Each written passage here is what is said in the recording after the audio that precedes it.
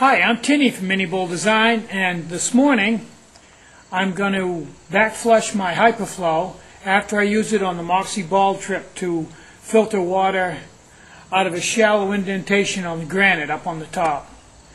Now, when I was using this, I had the pre-filter laying right flat against the rock and Sue holding it just below the water, and the water was only a half or 3/4 of an inch deep. So it had the chance to suck a lot of sediment in the bottom of these indentations up into the filter, but we pumped slow, so it really didn't plug the pre-filter. But this morning I'm going to back flush the Hyperflow. Now, I've already pulled water through it, and I'm using water that's been chlorinated a little bit with a few drops of chlorine bleach to sterilize everything.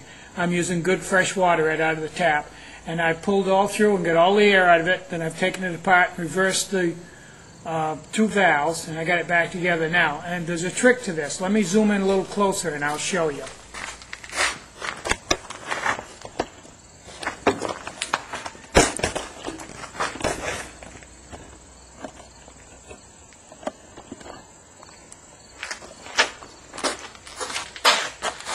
Okay, I have the pre-filter inside of my Nalgene bottle, and I have the line hooked onto what would normally be my clean water out, but we're going to be back flushing it, so I've got it hooked to the clean water out. I've got it, and I'm going to be pulling clean water through the out and out the in anyway.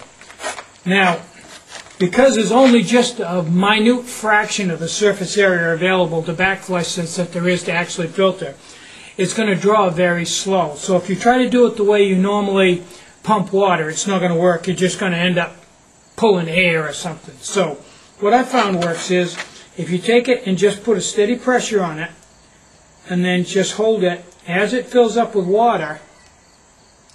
As you can see, it slowly is moving in my hand. As it fills up with water, if you keep a steady pressure on, it'll slowly go down without pulling any air.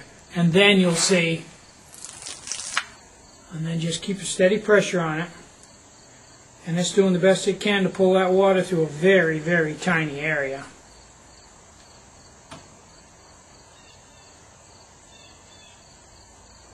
There. And that's what I do. My pre-filter is getting a little low on water now. That's what I do to back flush it. I do this with a whole, you only have to do it 2 or 3 times, but I'm doing it with a whole quart of water. The first pump out is kind of dirty, and now it's very clean. And I'm doing this with a little bit of chlorinated water just to sterilize the whole system. And the beauty of this is, now that I'm done, I can pump the water out of this, put the valves back the way they're supposed to, and it's all sterilized inside. I don't have to worry about trying to dry it out or anything like that, because it's all sterilized inside. And I can just put it away wet and it'll stay sterile because it's full of chlorine.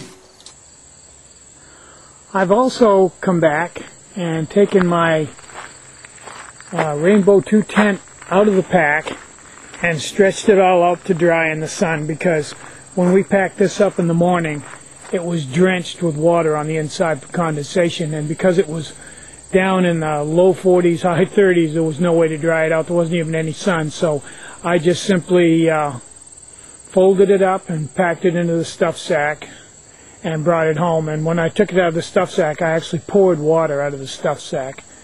Now it's set up, and as it dries out, I'll get inside of it and vacuum it all out and wipe it all down, and when it's completely bone dry, I'll put it back in the pack for the next trip. I'm Tinny. Get out and hike. More important than anything, have a great day. Bye-bye.